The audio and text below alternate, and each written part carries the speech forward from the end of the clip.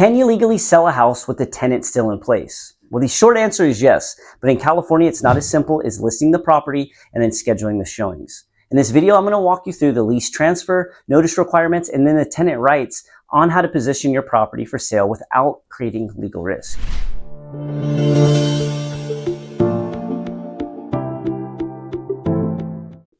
Hi, I'm Josh with Magnum Property Management. A ton of questions we get from homeowners, especially when the new year comes, is can I legally sell my home with tenants in place? Yes is the answer. The rental property can be sold with tenants in place. However, the lease does not just disappear. It's going to transfer with the new homeowner, meaning that the buyer becomes the landlord and must honor all the existing leasing terms.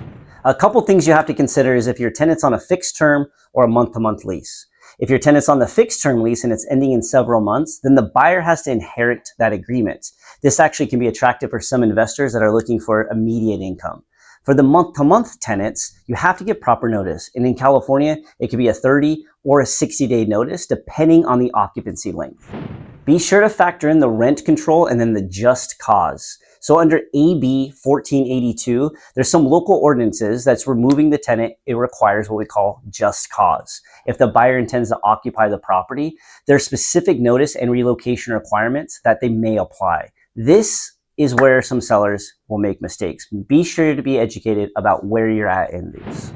A huge hiccup that most people are going to run into without even knowing is the showing and then the access rules. When are you going to be able to show this? Tenants still have the right to notice before entry. This is typically about a 24-hour notice. This is required for every showing.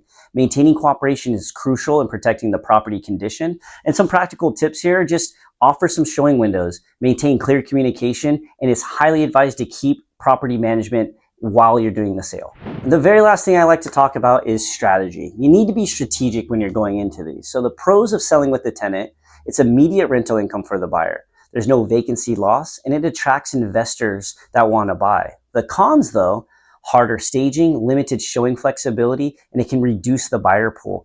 Not many people are going to want to buy a house if there's a problematic tenant in it. Selling a tenant-occupied property can absolutely be done. It just needs to be handled carefully. If you're considering selling and want to understand your options, reach out to a qualified property management or real estate professional like Magnum before making these changes. Subscribe for more California landlord education.